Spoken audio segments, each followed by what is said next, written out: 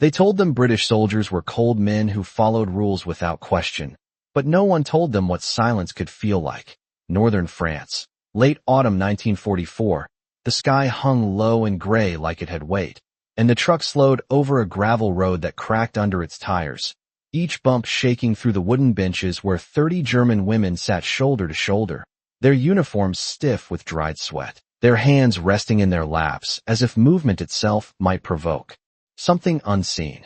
Anna Keller sat near the edge, her fingers wrapped around the seam of her coat, not tight, not loose, just holding on to something real, something she could still control, because everything else had already been taken or changed or reduced to memory.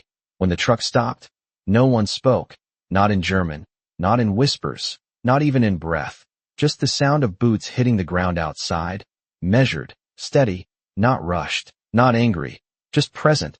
The tailgate dropped with a hollow metallic echo, and the air that entered felt colder than before, sharper, carrying the faint smell of damp earth and distant smoke that never quite left this part of Europe anymore. Down, a voice said, not loud, not harsh, just clear, and the women moved one by one, stepping onto the gravel, boots sinking slightly into the loose stones, adjusting to ground that did not move beneath them anymore. Anna stepped last, her body stiff from hours of sitting, and for a moment her balance shifted, just slightly, just enough to remind her she was tired in ways she could not name. Then she looked up, and that was when it began, not with shouting, not with force, but with something missing. The soldiers stood in a loose formation about 10 feet away, British uniforms clean but worn at the edges, boots polished but not shining, rifles present but not raised.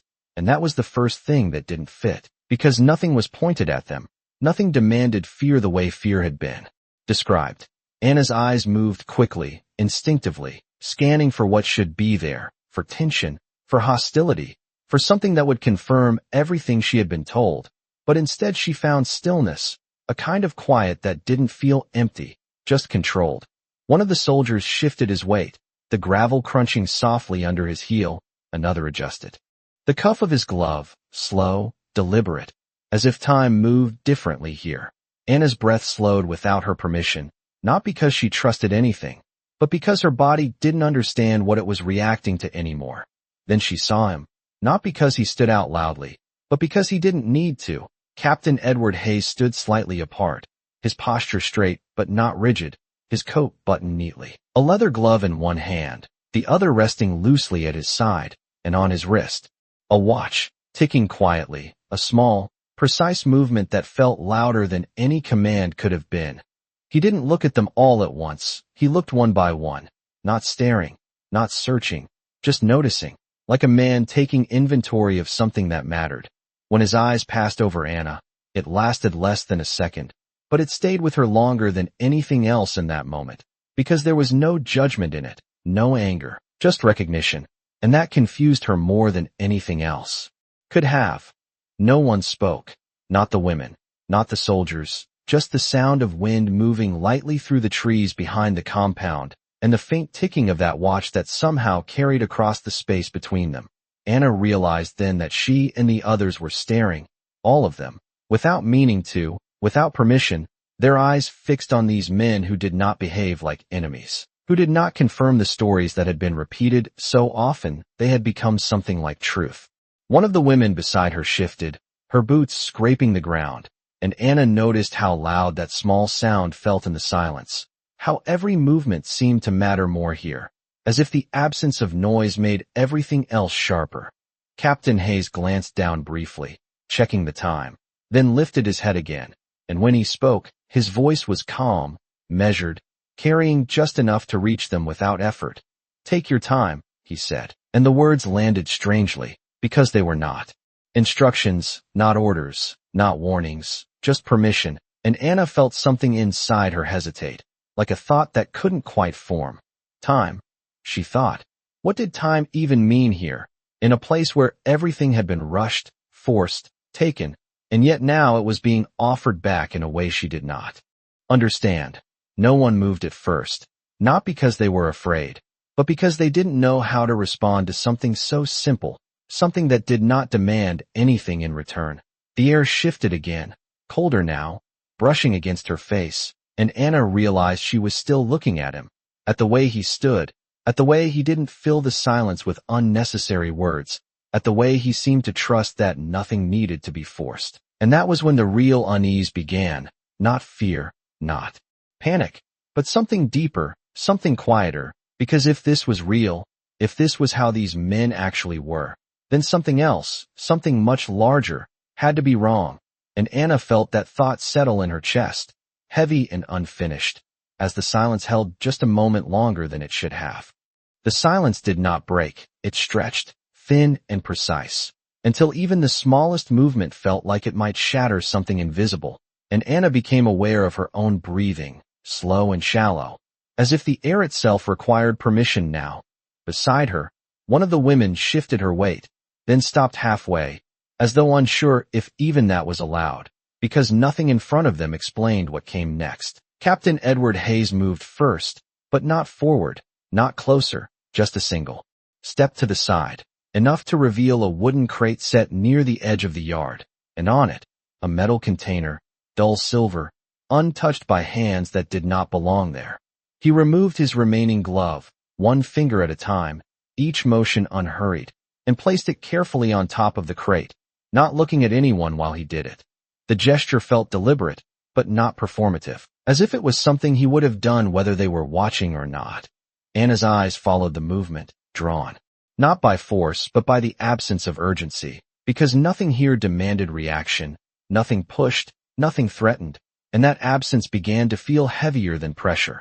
Another soldier stepped forward, carrying a small kettle, steam barely visible in the cold air, and set it beside the container without a word, then stepped back again, returning to his place as if he had completed a task that required no acknowledgement. The sound of the kettle touching wood was soft, almost insignificant. But, in the quiet it echoed more than it should have. Anna felt the shift ripple through the group, not in sound but in attention, as every pair of eyes moved toward the same point, drawn by something they could not yet name. Tea, she thought, the word forming slowly, unfamiliar in this context, in this place, because this was not how anything was supposed to happen. She remembered what she had been told, what they had all been told, about deception, about gestures that meant something else beneath the surface, about kindness used as a tool, and the memory pressed against her thoughts now, insisting on meaning where there might be none. Captain Hayes reached for the kettle, his movement steady, and poured liquid into a single metal cup, the faint sound of it filling the space between them, not loud, not dramatic, just present, real. Steam rose briefly, then faded, carried away by the cold air, and he placed the cup on the crate, not offering it, not holding it out, just leaving it there. Then he stepped back. That was all.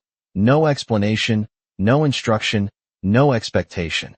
Anna felt her brow tighten slightly, not in confusion alone, but in resistance, because this did not align with anything she understood, and her mind searched for the hidden part, the part that would make sense of it, that would restore the world to something predictable. No one moved.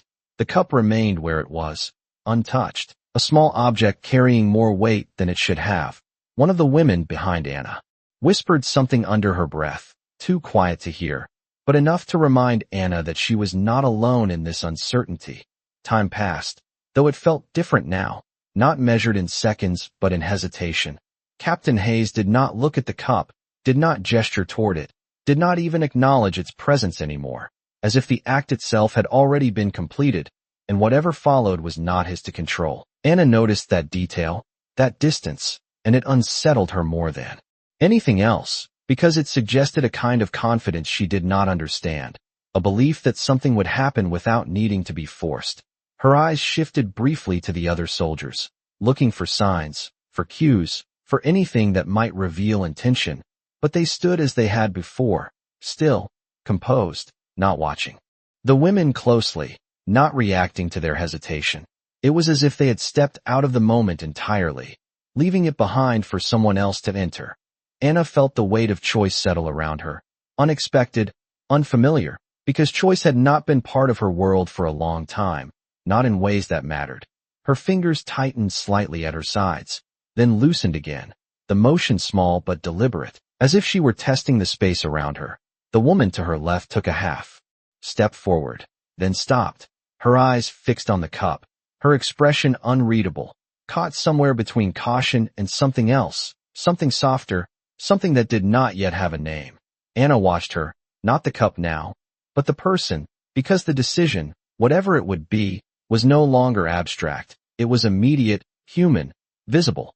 The woman inhaled slowly, then moved, one step, then another, her boots pressing into the gravel with a sound that seemed too loud, too final, and yet no one reacted, not the soldiers, not the others, not even Anna, who found herself holding her breath without realizing it. The woman reached the crate and paused, her hand hovering just above the cup, not touching it, not pulling away, suspended in a moment that stretched longer than it should have.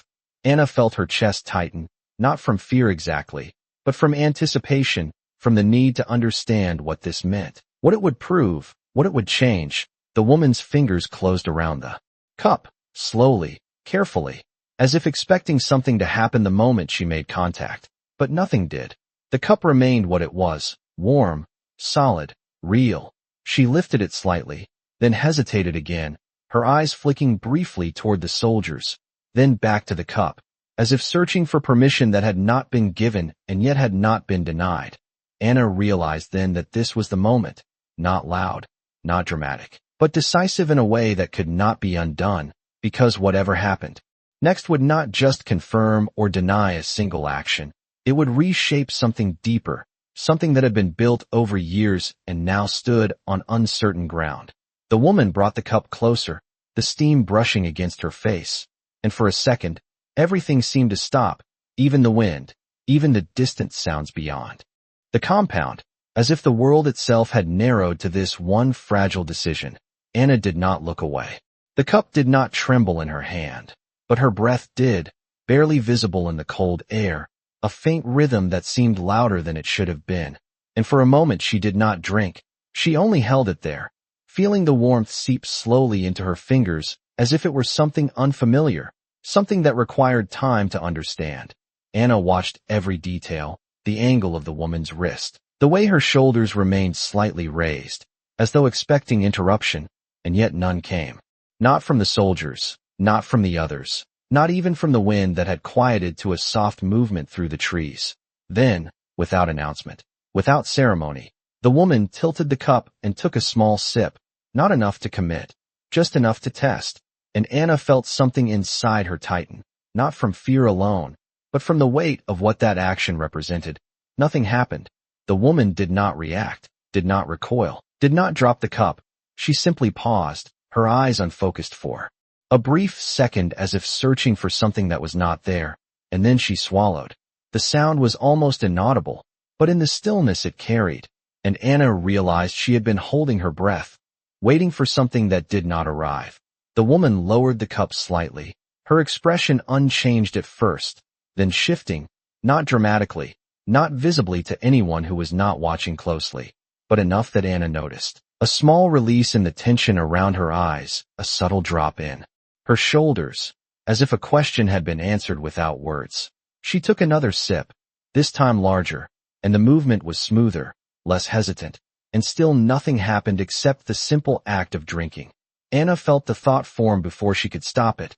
It is just tea.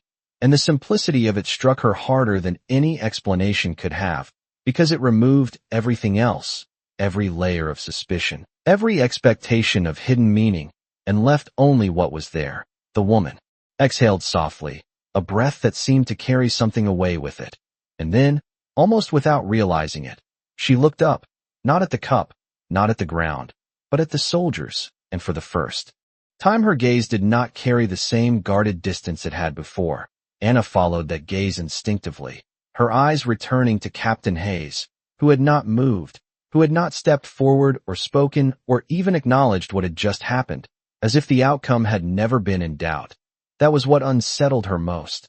Not the tea, not the act itself, but the quiet certainty behind it, the absence of control, the willingness to let the moment unfold without interference. Another woman shifted beside Anna, then another, the subtle movements spreading through the group like a quiet current, not urgent, not coordinated, but shared, as if something had changed in the space between them all. One of the women took a step forward, then another, her pace slow, deliberate, not driven by pressure, but by something closer to curiosity, and she approached the crate, her eyes fixed on the cup still in the first woman's hand. There was no instruction, no invitation, and yet the boundary that had existed before felt thinner now, less defined. Anna felt it too. That shift, that loosening of something she had not realized was holding her in place, and her feet moved before she fully understood why. One step forward, then another, the gravel pressing under her boots, grounding her in a moment that felt both immediate and distant at the same time. She stopped a few feet from the crate, not reaching, not speaking, just standing there, close enough now to see the faint swirl of steam rising from the cup, to hear the soft clink as the woman adjusted her grip. The smell reached her then, subtle, warm, unmistakable, and it triggered something unexpected, not memory exactly, but a sensation, a recognition of normalcy that felt out of place in this setting. Tea, she thought again, and this time the word did not carry suspicion, only fact. The first woman glanced at her briefly, not with warning or ownership, but with something like acknowledgement, as if to say that the decision had already been made, not for Anna, but for the moment itself.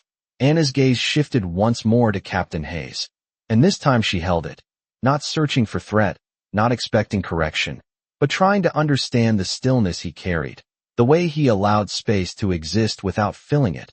He met her eyes again, just for a second, and there was no signal there, no encouragement, no restraint, just presence, steady and unforced, and Anna realized that whatever came next would not be directed, not shaped by him or anyone else.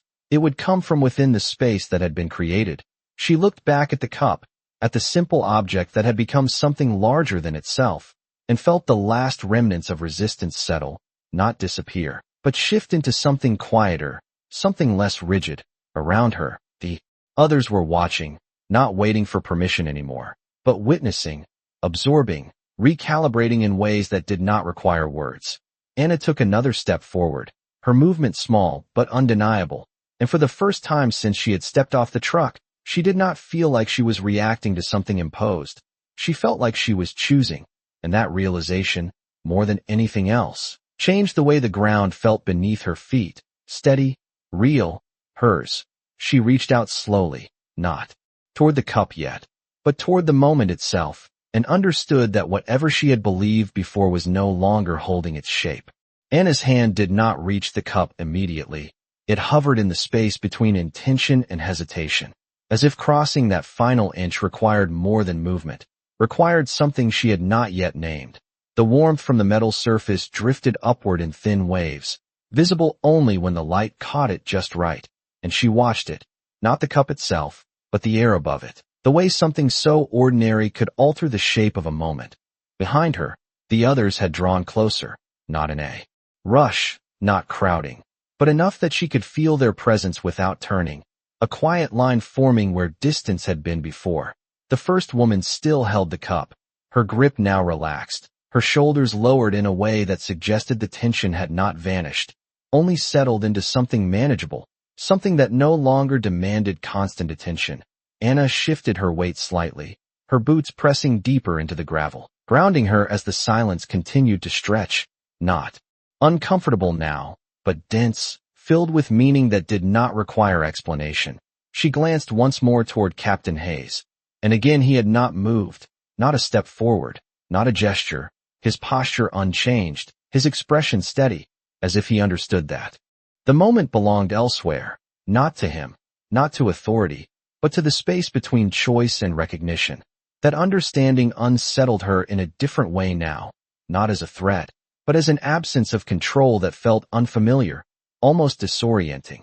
Anna realized then that no one was going to tell her what to do, not now, not in this small, precise moment, and that realization carried a weight she had not expected, because it meant responsibility, not imposed, but accepted.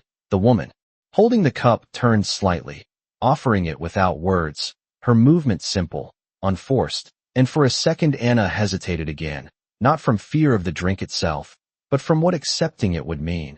Her fingers moved forward slowly, closing around the cool edge of the metal, and she felt the contrast immediately, the warmth inside, the chill outside, a small detail that grounded everything in something real, something undeniable. The cup was heavier than she expected, or perhaps her hand was lighter than before, and she adjusted her grip, careful, deliberate, as if the act required precision. She did not lift it right away. Instead, she held it there, feeling the warmth transfer into her palm, into her fingers, into something deeper that she could not quite place. The smell reached her more clearly now, stronger but still subtle, familiar in a way that felt distant, like a memory that had not been accessed in a long time. She looked down at the surface of the liquid, dark, still, reflecting nothing but the gray of the sky above, and for a brief moment she saw herself there, distorted, incomplete, and then the image shifted and was gone. Anna raised the cup slowly, not in defiance, not in trust, just in acknowledgement of the moment that had already begun to change shape around her. Her breath steadied as the rim neared her lips, and she paused again, just for a second, not because she needed more time, but because she understood that this was the point where something internal would either hold or break. She thought of the stories, the warnings, the certainty that had once felt solid, and she felt them now not as truths, but as echoes, distant, less defined, unable to anchor themselves the way they had before. Then she took a sip. It was warm, not too hot, not too strong, just tea, plain, simple, real. The taste settled on her tongue without resistance, without surprise, and she swallowed, her throat moving in a motion that felt both ordinary and significant at the same time.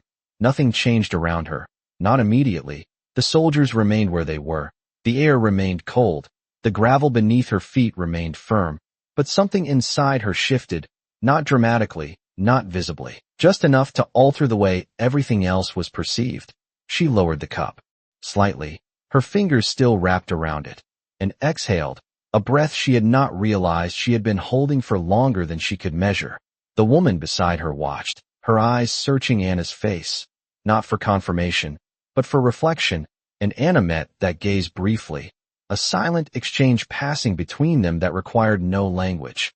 One by one, the others began to move closer, not in unison, not as a group, but individually, each step a small decision, each movement a quiet acknowledgement that something had changed, even if no one could yet explain what it was. The crate, the cup, the kettle, they remained simple objects, unchanged in themselves, but the space around them had shifted, expanded, allowing something new to exist where before there had only been expectation. Anna looked once more toward Captain Hayes, and this time when their eyes met, she did not search for answers.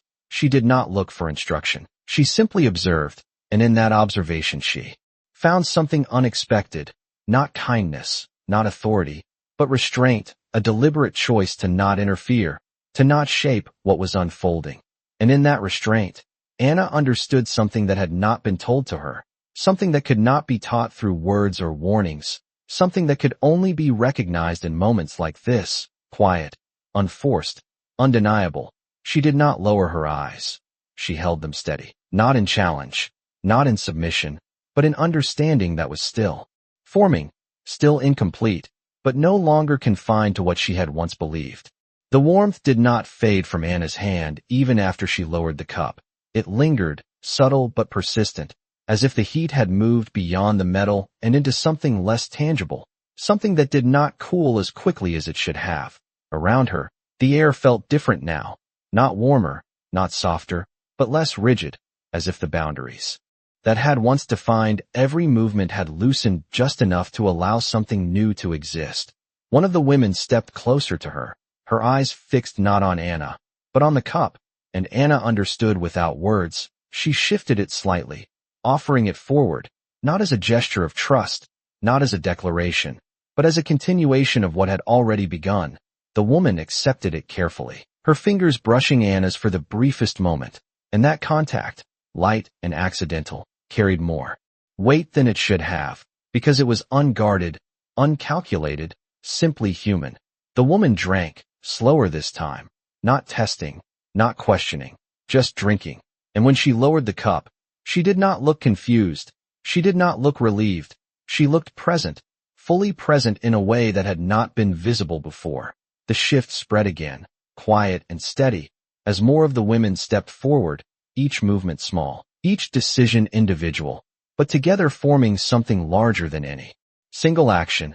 Anna stepped back slightly, creating space without thinking about it, her role in the moment changing without announcement, from participant to observer, and she found herself watching not just the actions, but the details, the way shoulders relaxed, the way breaths deepened, the way eyes moved differently now, not scanning for threat, but settling on things that did not need to be questioned.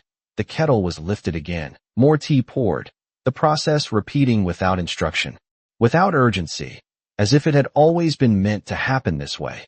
Captain Hayes remained where he was, his presence steady, unintrusive, and Anna noticed that he still did not watch them directly, not closely, not with the attention of someone monitoring behavior, but with the awareness of someone who understood that the moment did not require supervision. That absence of control, of oversight, continued to unsettle her, but not in the same way as before. Now it felt intentional, purposeful, as if it was part of something she was only beginning to understand. A faint sound broke through the quiet, not sharp, not alarming, just the distant creak of wood somewhere beyond the yard. And for the first time Anna noticed the world outside the immediate space, the trees lining the edge of the compound, their branches bare, the sky stretching above them in muted gray, unchanged, indifferent to what was happening below. And yet, within this small area, something had shifted in a way that felt disproportionate to the simplicity of the actions that had caused it. Anna looked down at her hands, at the faint trace of warmth still present, and realized that the sensation had become a marker, a point of reference for something she could not yet fully articulate. She lifted her gaze again, scanning the faces around her, and saw not certainty, not clarity, but something else, something quieter, something closer to reconsideration. The story she had carried, the expectations that had shaped every reaction, they did not disappear, they did not dissolve completely, but they no longer held the same weight, they no longer defined the moment entirely. Instead, they existed alongside something new, something that did not fit neatly into the structure she had known. One of the women laughed softly, not loudly, not freely, but enough to be heard. A small sound that seemed almost out of place, and yet no one reacted negatively. No one silenced her. The sound simply existed, then faded, leaving behind a trace of something lighter. Anna felt her shoulders shift slightly, the tension she had carried without noticing beginning to release in small, almost imperceptible ways. She looked again toward Captain Hayes, and this time she noticed something she had missed before, not in his expression, which remained composed, but in his posture, the way he stood with his weight balanced, not leaning forward, not imposing, just present, allowing the space to remain open. And she understood then that this, more than anything else, was the difference, not the tea, not the silence, but the choice to not close the space, to not fill it with authority or expectation. The moment had not been forced into existence, it had been allowed, and that allowance had created something that could not have been achieved through command. Anna felt the realization settle slowly, not as a conclusion, but as a beginning, something that would continue to unfold beyond this single moment. The gravel beneath her feet remained the same. The air still carried the same cold edge, the soldiers still stood in their positions, but none of it felt exactly as it had before, because she was no longer seeing it through the same frame. She took a step back, then another, not retreating, not withdrawing, just adjusting her place within the scene.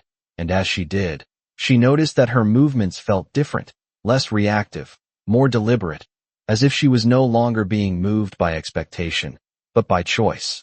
The cup passed from hand to hand, the kettle emptied and refilled, the quiet continued, but it was no longer empty. It was filled with something that did not need to be named to be understood. Anna inhaled slowly, the cold air filling her lungs. And for the first time since she had arrived, she did not brace herself for what might come next. She simply existed within the moment, aware that whatever followed would not be the same as what had been before, and that awareness, subtle and incomplete, was enough to change everything. The sound of metal against wood softened as the kettle was set down again, lighter now, nearly empty, and for a moment no one reached for it. not because they hesitated, but because the urgency had dissolved, replaced by something steadier, something that did not rush. Anna stood a few feet back from the crate, her hands now at her sides, no longer searching for something to hold, and she noticed how different that felt, how the absence of tension in her fingers made everything else sharper, clearer, more defined. One of the women spoke quietly in German, her voice low, almost uncertain, and another responded, the words not important in themselves, but the act of speaking, of allowing sound to return, felt significant in a way that echoed beyond the moment. Anna turned her head slightly, listening without fully focusing, aware that language had shifted too, not in meaning, but in weight, as if each word now carried less fear and more presence. A faint breeze moved across the yard, brushing against the edges of coats and loose strands of hair, and Anna felt it more distinctly than before, the cold no longer pressing against her as something to resist, but existing as part of the space she occupied. She looked down briefly at the ground, at the uneven pattern of gravel beneath her boots, noticing details she had not registered earlier, the variation in size, the way some stones were pressed deeper into the earth than others, small things that grounded her in the present.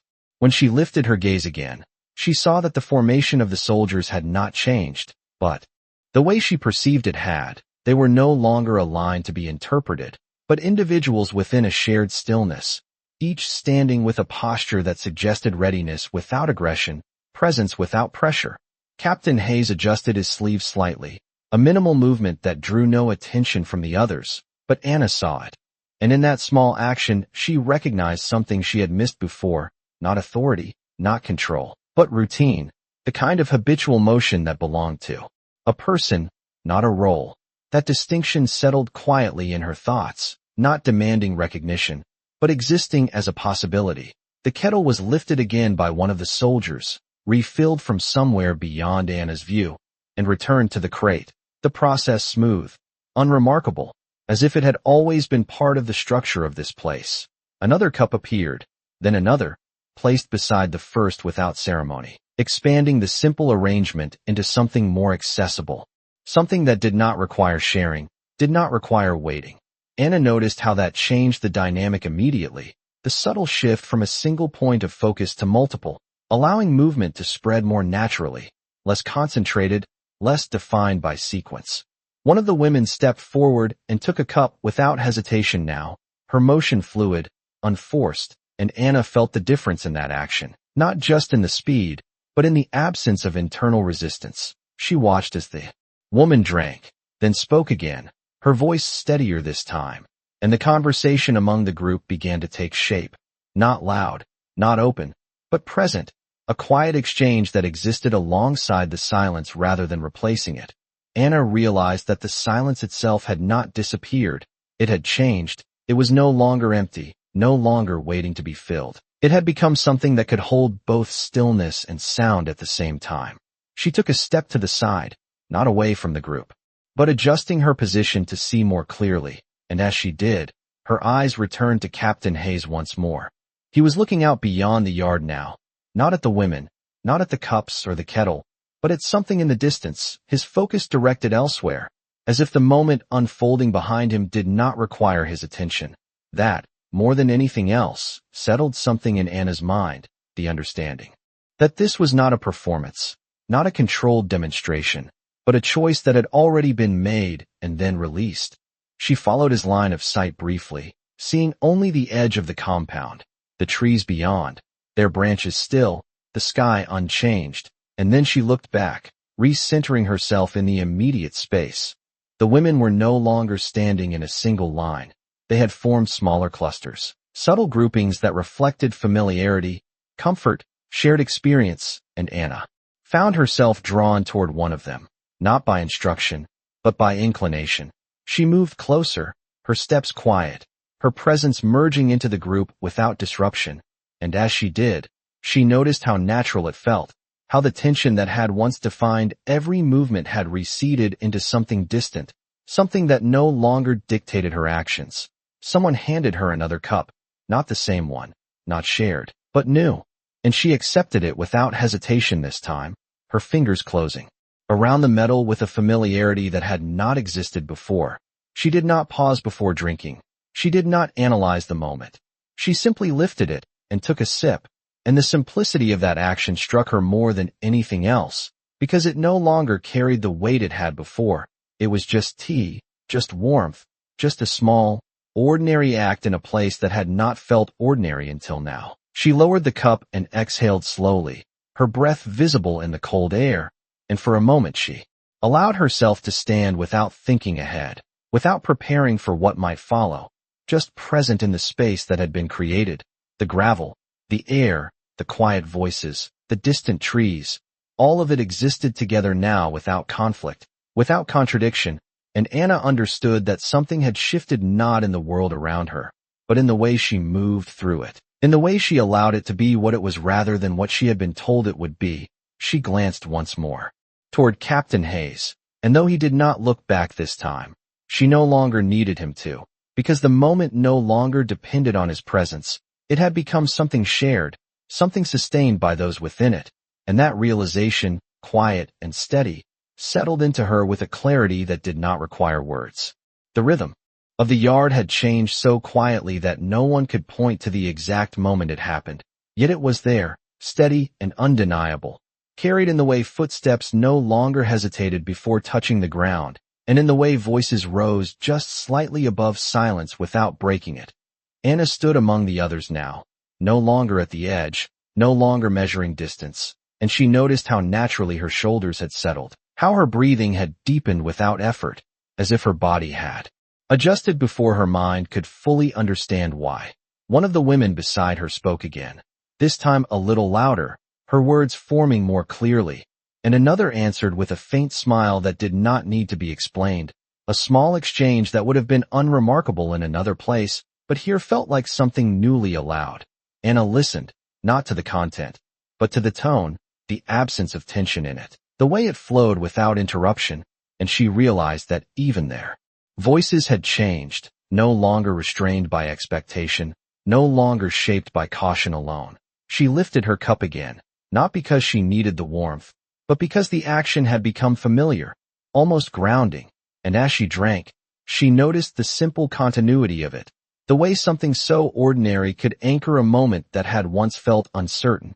Across the yard, a soldier shifted slightly, adjusting his stance, and another moved a step closer to the crate, not to intervene, but to refill the kettle once more, the motion smooth, routine, and unobserved by most.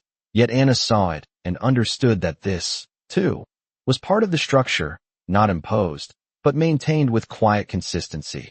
Captain Hayes remained near the same position, though now he had turned slightly, his attention no longer fixed outward but moving in brief, subtle glances across the yard, not monitoring, not controlling, just aware, as if he was ensuring that nothing disturbed what had already been set into motion.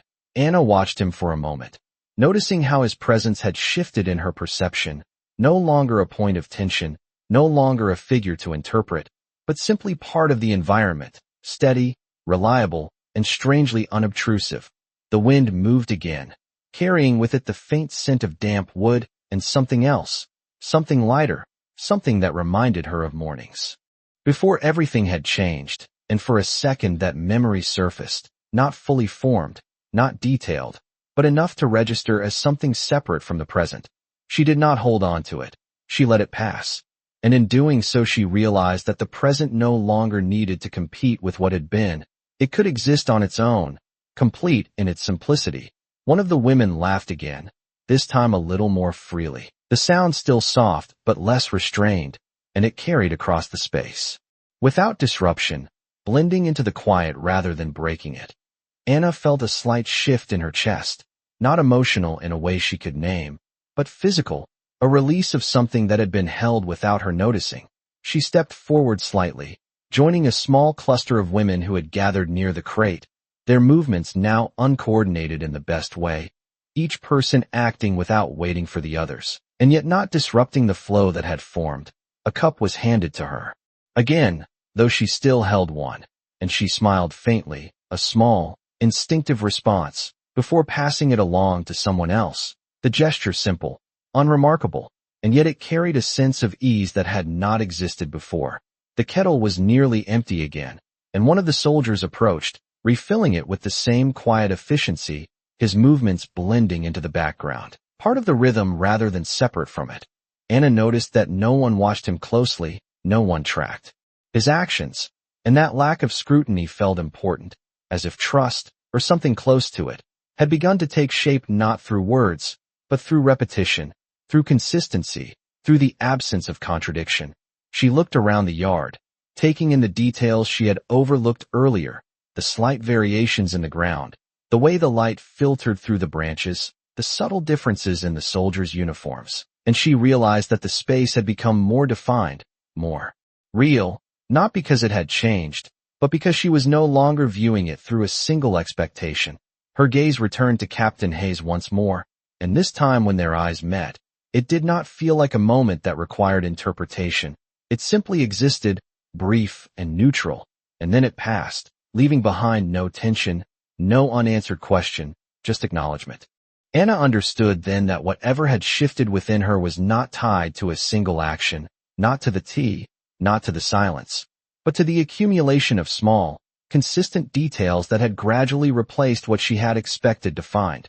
She lowered her gaze again, focusing on the cup in her hand, the faint warmth still present, and she realized that it was no longer just an object. It had become a marker of transition, of something that had begun without announcement and would likely continue. Without clear boundaries, the voices around her continued, low and steady. The movements remained unhurried. The soldiers maintained their positions, and the yard, once defined by uncertainty, now held a different kind of clarity, one that did not demand understanding, only presence. Anna exhaled slowly, her breath visible for a moment before fading into the air, and she allowed herself to stand there without analyzing, without anticipating, simply part of the moment that had unfolded, aware that whatever came next would not erase what had happened here. It would build on it, quietly, steadily, in ways she was only beginning to recognize. The afternoon light shifted almost imperceptibly, not brighter, not darker, just different, stretching longer across the yard and catching on the edges of metal cups and worn fabric. And Anna noticed how the change in light altered the space without announcing itself, the same way everything else here seemed to change, quietly, without demand. The conversations around her had grown slightly more fluid, still low, still careful, but no longer confined to whispers, and she could hear fragments. Now, words about distance, about weather, about nothing important, and yet everything meaningful, because they were spoken freely. She turned her head toward one voice, then another, not following the meaning, but observing the rhythm, the pauses that no longer carried fear, the breaths that no longer stopped halfway. A woman near the crate adjusted her coat, pulling it tighter around her shoulders, and another reached to help without asking, a small, instinctive gesture that passed between them. Without acknowledgement, as if such actions had always been possible here, Anna felt the ground beneath her feet again, steady, unchanged, and she shifted her stance slightly, testing the balance, noticing how her movements no longer felt watched, even though the soldiers were still present, still within view. She glanced toward them, not with caution, but with curiosity that had softened into something closer to recognition, and she saw that their positions had adjusted slightly, not forming a rigid line anymore, but standing in a way that followed the natural shape of the yard, their spacing less formal, more responsive to the environment. Captain Hayes stepped a few feet to the side, not toward the women, not away, just repositioning himself as if to see the entire space more clearly. And Anna followed that movement with her eyes, noting how it did not disrupt anything, did not draw attention. It simply became part of the ongoing rhythm. She realized then that his presence functioned differently than she had expected, not as a point of control, but as a quiet boundary, something that defined the space without constraining it. The kettle was lifted again, but this time by one of the women, her hands steady, her movements practiced now, and she poured tea into another cup, passing it along without hesitation, and Anna saw how that changed the dynamic once more, how the action had shifted from something given to something shared, something maintained from within rather than provided from outside. The soldiers did not intervene, did not correct, and that absence felt deliberate, reinforcing what had already begun to take shape. Anna stepped closer to the crate again, drawn not by necessity, but by the desire to observe more closely, to understand the details that had quietly redefined the moment.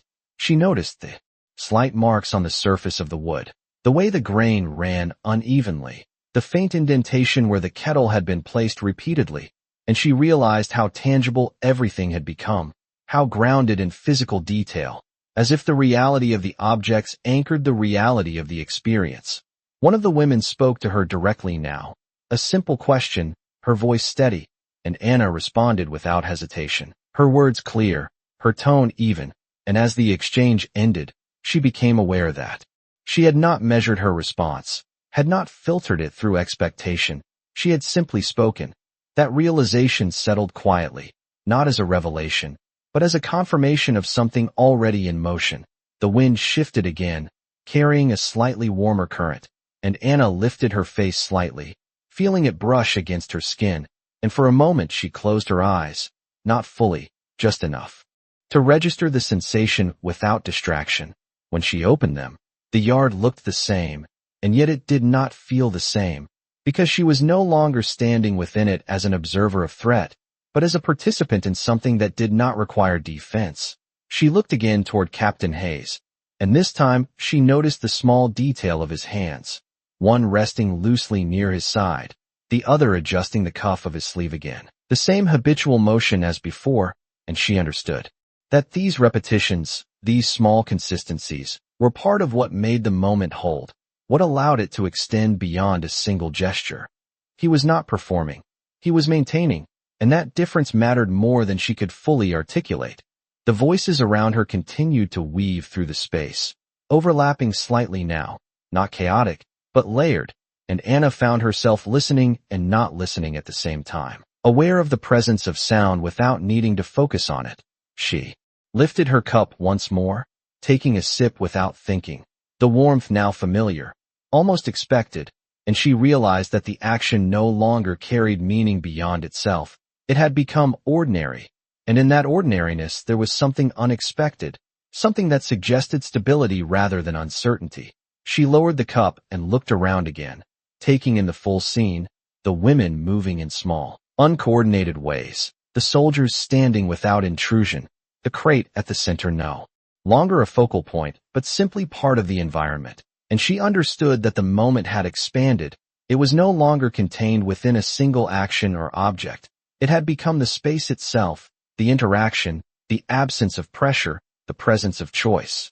Anna shifted her weight again, her stance comfortable now, and she allowed herself to remain where she was without seeking a different position, without adjusting for what might come next, because for the first time since arriving, she did not feel the need to anticipate. She did not feel the need to prepare. She simply existed within the unfolding of something that did not demand explanation. The light continued to change, slowly, steadily, and the yard held its quiet rhythm, not static, not fixed, but moving in a way that felt natural, unforced, and Anna recognized that whatever had begun here was not defined by a single moment. It was sustained by the continuation of small, consistent choices, each one building on the last without needing to be named or acknowledged, and that understanding, subtle and incomplete, settled into her with a clarity that did not need to be spoken. The light had shifted enough now that shadows stretched longer across the yard, thin and quiet, slipping between boots and along the edges of the crate, as if marking time without announcing it. And Anna noticed how the lengthening shadows made everything feel slower, not delayed, just extended, as if the moment itself had chosen not to end. The voices around her had settled into a steady rhythm, no longer tentative, no longer testing, but still restrained, still aware of where they were, and yet no longer defined by that awareness. She listened as one of the women described something from home, her words simple, her tone even, and another responded with a small nod, a shared understanding passing between them without the need for elaboration. Anna found herself following these exchanges more closely now, not because they carried urgency, but because they felt real, grounded in something that existed beyond the boundaries of the yard. She shifted her weight slightly, her boots pressing into the gravel, and noticed how the sound of it no longer echoed sharply. It blended into the space, part of the ongoing texture rather than a disruption. A cup was placed back onto the crate, empty, and another was lifted, filled, passed along, the sequence repeating with a quiet consistency that required no instruction, no oversight. Anna watched the movement of hands, the subtle coordination that had formed without being organized, and she realized that the structure now came from within the group, not from outside it. She glanced toward the soldiers again, noting how they remained present but distant, not physically far, but removed from the center of activity, their role unchanged but no longer central to what was happening. Captain Hayes stood slightly apart, his posture relaxed in a way that suggested awareness without tension, and Anna noticed that he had not spoken again since the first moment, his silence now carrying a different weight, not withholding, not imposing, but allowing. That distinction settled deeper in her thoughts, shaping the way she understood the space around her. The wind moved once more, carrying with it the faint rustle of leaves. Somewhere beyond the yard, and Anna turned her head slightly, listening, her attention drawn outward for a moment before returning to the immediate scene. She realized that her awareness had expanded, no longer confined to what was directly in front of her, but including the edges of the space, the sounds beyond, the details that had once been overshadowed by expectation. One of the women stepped closer to her, holding out a cup, and Anna accepted it without hesitation, her fingers closing around it with a familiarity that felt settled, established. She lifted it, drank, and lowered it again, the action smooth, unremarkable, and in that simplicity she recognized how far the moment had moved from where it began. The cup was no longer a question, it was no longer a symbol, it was just part of the rhythm, part of the continuity that now defined the space. She looked at the crate again, at the marks left by repeated use, and saw not a focal point, but a center that had dissolved into the surrounding movement, no longer holding attention, but supporting it. The women continued to speak, their voices overlapping slightly now, forming a soft layer of sound that filled the yard without overwhelming it, and Anna found herself adding to it. A few words, then more, her voice steady, her tone even, as if it had always been this way. She paused after speaking, not to measure the response, but simply because the conversation had reached a natural point of rest, and in that pause she became aware again of the broader space, the soldiers, the trees, the sky, all of it existing together without contradiction. She looked toward Captain Hayes once more, and this time she noticed that he was watching the group, not closely, not with focus, but with a kind of quiet acknowledgement, as if confirming that what had begun was continuing without disruption.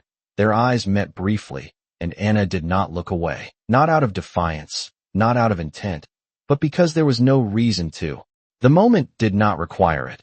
He gave the smallest nod, almost imperceptible, and then his gaze shifted away, returning to the wider space, and Anna felt that gesture settle within her, not as approval, not as recognition, but as confirmation that nothing more was needed. The light continued to fade gradually, the edges of the yard softening, the details blending slightly as the day moved toward its close, and Anna realized that the moment was not ending. It was transitioning, carrying forward into whatever came next without losing what had already formed. She took a slow breath, the cool air filling her lungs, and for a moment she stood still, fully present, aware of the weight of the ground beneath her, the warmth in her hands, the quiet movement of voices around her, and she understood that this was no longer a single moment to be interpreted. It was a shift that had taken root, something that would not disappear when the light changed or when the routine moved on.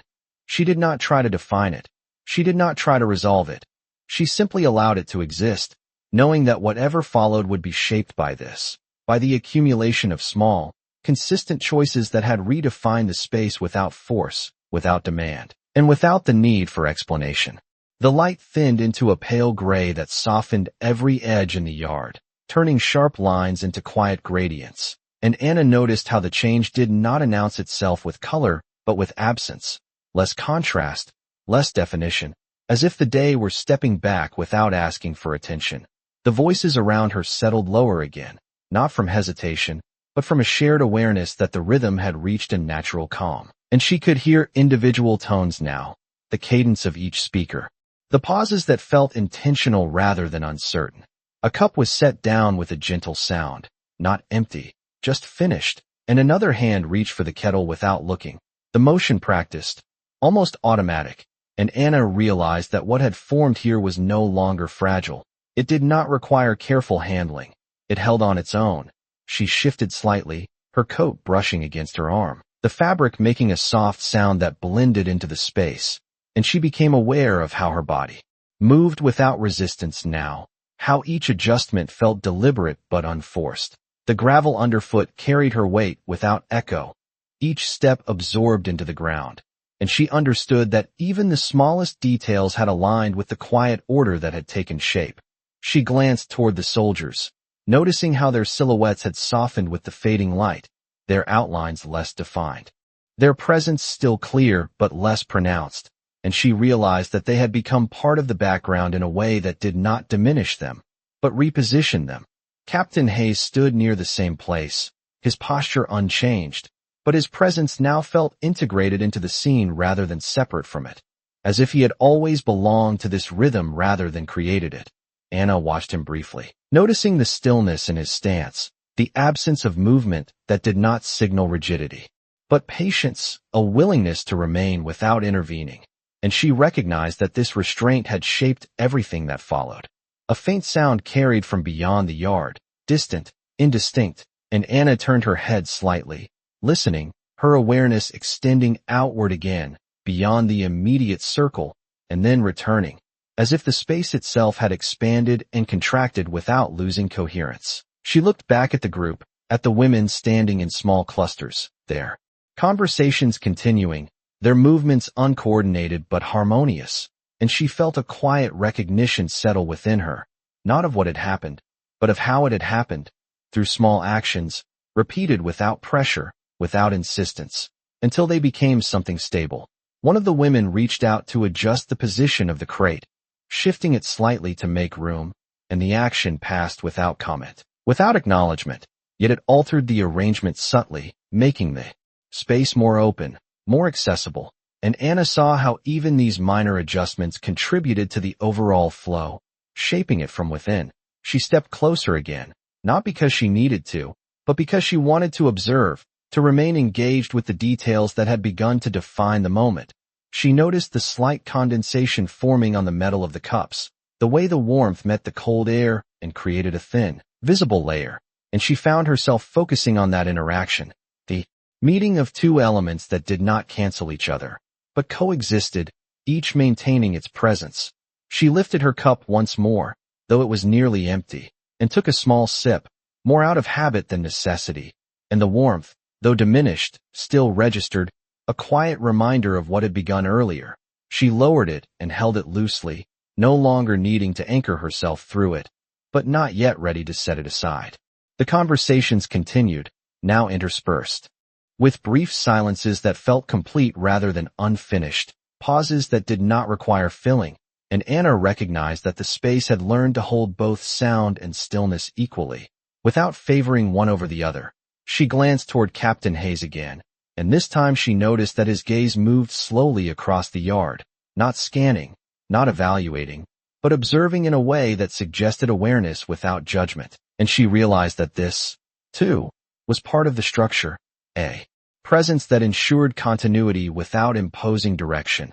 Their eyes met once more, briefly, and there was no exchange beyond that, no signal, no expectation, just a shared moment of acknowledgement that passed as quickly as it came.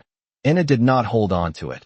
She allowed it to move on, just as everything else had, and in doing so she felt the final traces of tension dissolve into something that no longer needed to be named. She looked around the yard again, taking in the softened outlines, the quiet movement, the steady rhythm, and she understood that what had begun as a moment of uncertainty had become something else entirely, something that extended beyond a single action, beyond a single interaction, into the way the space itself functioned. She took a slow breath, the air cooler now, the light fading further, and she allowed herself to stand without anticipation, without preparing for what might follow, because the need to anticipate had diminished, replaced by a quiet trust in the continuity of what had already been established. The kettle was set down one last time. The cups gradually emptied, the voices lowering again as the light continued to fade, and Anna realized that the moment was not ending. It was settling, transitioning into something quieter, something that would carry forward in ways she could not yet see, but could now accept without resistance. She shifted her weight slightly, her stance steady, her presence grounded, and she remained there, part of the space that had changed without force, without command, and without the need for explanation. The yard did not empty. It thinned, slowly, almost respectfully, as if no one wanted to be the first to break what had been formed, and Anna noticed how the movement began at the edges, small steps away, quiet shifts in position, women turning slightly toward the direction they would eventually go, but not leaving yet. Not fully. The light had softened further, turning the sky into a muted wash that carried no clear color, and the shadows that had stretched earlier now blended into the ground, losing their edges, becoming part of the surface rather than separate from it. Anna stood near the crate still, her cup now empty, her fingers resting loosely around it, and she became aware that she had not set it down because there had been no clear moment to do so, no signal that the action was complete, and yet it was, in its own way. A woman beside her placed her cup gently on the crate, not with finality, but with a quiet acknowledgement, and Anna followed that movement a second later, setting her own cup down beside it, the soft contact of metal against wood barely audible, but enough to mark a shift.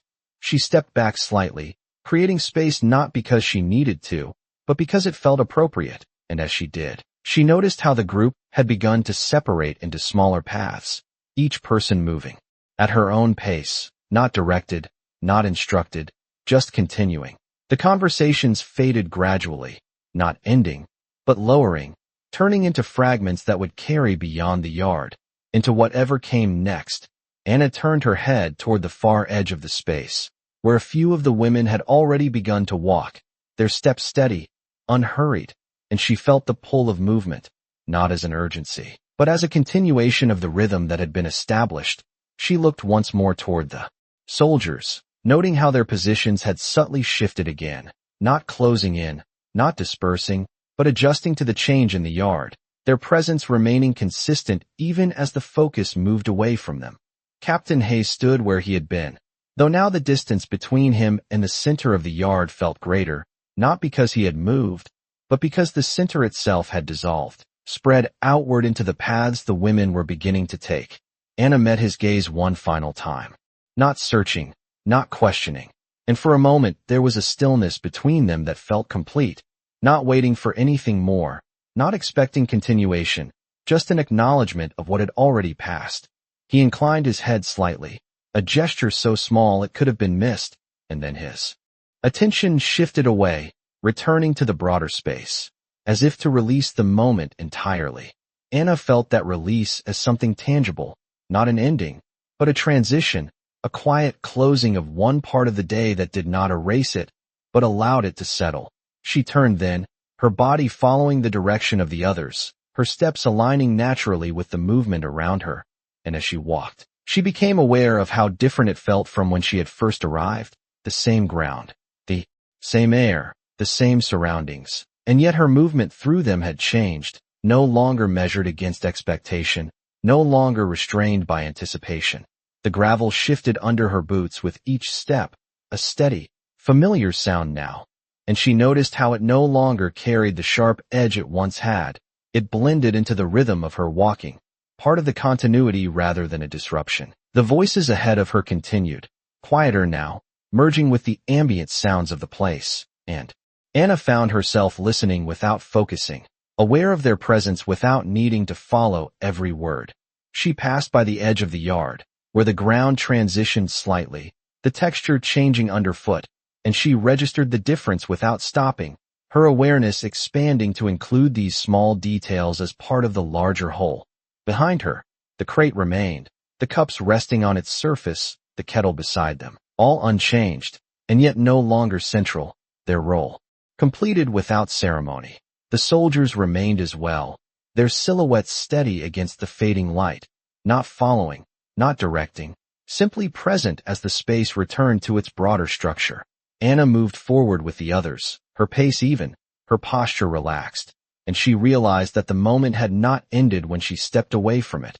It continued within her, shaping the way she moved, the way she observed, the way she allowed the world to exist without forcing it into the framework she had carried before.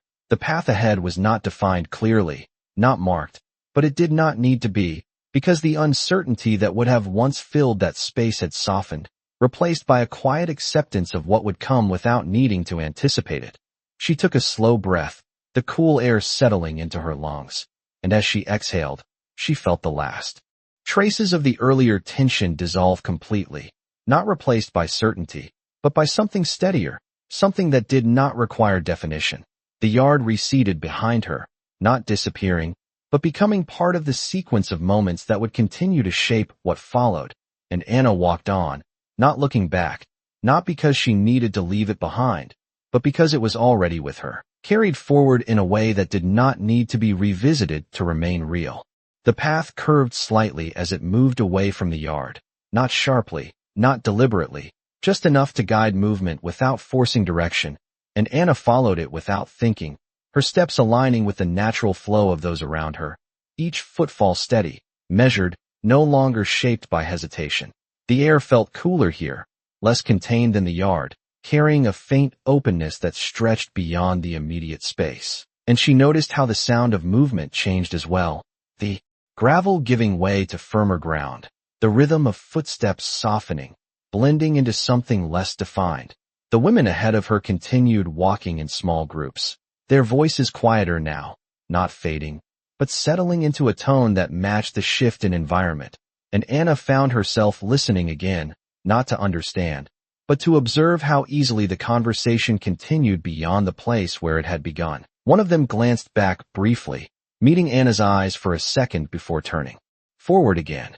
And in that simple exchange there was no tension, no unspoken question, just acknowledgement. Anna adjusted her coat slightly, pulling it closer around her shoulders, not out of discomfort, but out of habit, and she noticed how the motion felt different now, not defensive, not reactive, just practical. The sky above had dimmed further, the gray deepening into something more uniform, and the edges of the landscape softened as the light continued to recede, and yet nothing felt uncertain, nothing felt unclear, because the clarity she carried no longer depended on visibility alone. She glanced to her side, where another woman walked at the same pace, their steps nearly synchronized without intention, and for a moment they moved in silence, a shared quiet that did not require filling. Anna realized then that this silence was not the same as before. It did not press against her. It did not demand interpretation. It simply existed, steady and unintrusive, behind them. The yard was no longer visible, obscured by the slight turn in the path and the distance they had already covered, and yet Anna could still recall it with precision. The crate, the cups, the kettle, the stillness that had shaped everything that followed, and she understood that it had not been left behind. It had been carried forward, not as memory alone, but as something active, something that continued to influence how she moved through the present.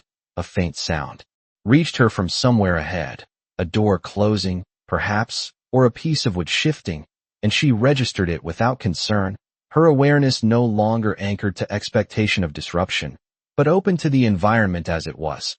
The women began to spread out slightly, their paths diverging naturally as they approached different areas, some turning left, others continuing straight, and Anna slowed her pace just enough to take in the movement, to observe how each person followed her own direction.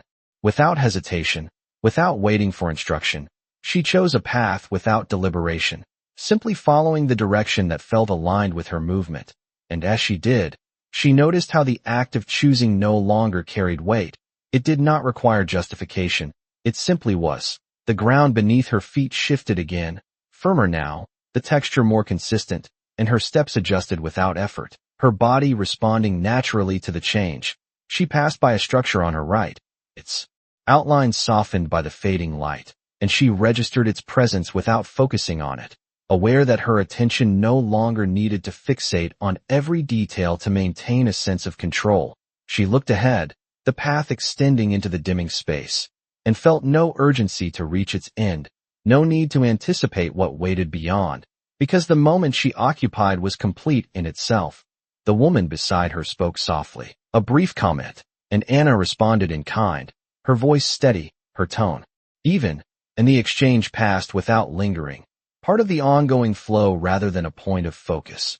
She became aware of her breathing again, the rhythm of it matching her steps, steady, unforced, and she realized that her body had fully aligned with the pace of the environment, no longer resisting, no longer adjusting to something external, but moving in continuity with it.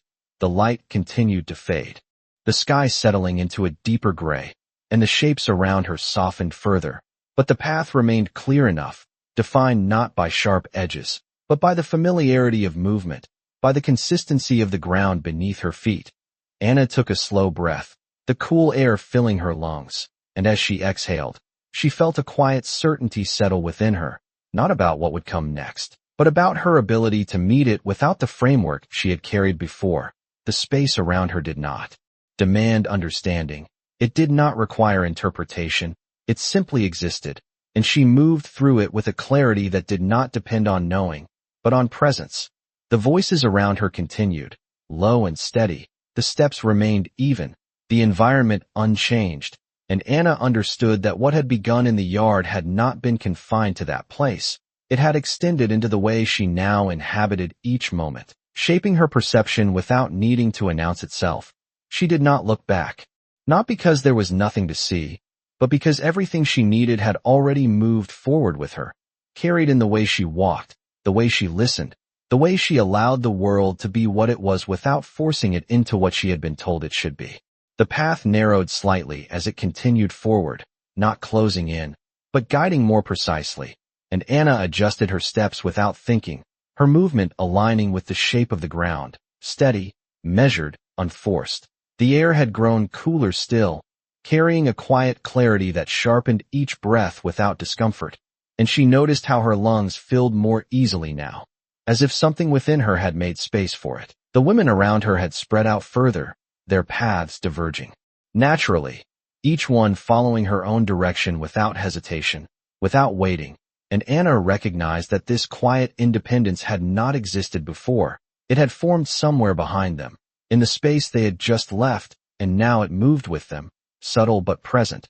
She walked alongside one of the women for a few steps, their pace matching without effort, and though neither spoke, the silence between them felt complete, not empty, not waiting to be filled, but sufficient in itself. The ground beneath her feet remained firm, consistent, and she noticed how her steps had settled into a rhythm that required no adjustment, no correction, just continuation. A faint light appeared ahead, not bright, not distant, just enough to define the next part of the path, and Anna saw how the others moved toward it without urgency, their pace unchanged, their posture steady, as if the direction had already been accepted without question. She glanced briefly to her left, where the outline of the yard was no longer visible, replaced by the soft blending of shapes and shadows, and she realized that she did not need to see it to know it remained part of her, carried not as a memory alone, but as a shift that had already taken root. Her hands rested at her sides now, no longer holding anything, and she noticed the absence of that weight, the quiet freedom in it, as if even the smallest objects had once served as anchors she no longer required. The wind moved again, lighter this time, brushing past her without resistance, and she felt it without reacting, allowing it to pass through the moment without altering her pace. She looked ahead once more, her gaze steady, not searching, not anticipating, simply observing what was there, and she understood that this was the difference, not in what she saw, but in how she saw it, without the need to align it with expectation, without the need to confirm or deny what she had been told. The path continued, gently, quietly, and Anna followed it with the same steady rhythm, her steps grounded, her movement unbroken. Behind her, the yard, the crate, the cups, the stillness, all of it had settled into something complete, something that no longer required attention to remain real. Ahead, the space opened slightly, revealing the faint outline of structures, their shapes softened by the dimming light, and she moved toward them without hesitation, not because she knew what waited there, but because she no longer needed to know. The women around her continued to disperse, their figures moving into different directions. and Anna felt no need to follow closely, no need to remain within a group. She moved at her own pace, her own direction, her presence defined by her own steps rather than the movement of others. A door opened somewhere ahead, the sound soft, unremarkable, and she registered it without pause, her awareness extending to include it without drawing focus away from where she was. She took a slow breath, the cool air settling into her lungs, and as she exhaled, she felt a quiet steadiness remain, something that did not shift with the environment, something that had formed within her and now moved with her. She did not look back, not because she was leaving anything behind, but because there was nothing left to confirm, nothing left to question. What had changed had already done so, not in a single moment, not in a single action, but in the accumulation of quiet, consistent choices that had reshaped the way she understood what was in front of her. The path carried her forward, and she followed it without resistance, without hesitation, her steps even, her presence grounded, her awareness open. And in that quiet continuation, without announcement, without declaration, Anna understood something she would not have believed before. Not because it had been explained to her, not because it had been proven through force, but because she had witnessed it in its simplest form, in the absence of pressure, in the presence of choice, in the quiet space where nothing had been demanded and everything had been allowed. She did not need to name it. She did not need to define it. She only needed to recognize it. And in that recognition, something within her settled into place, steady, unforced, and real.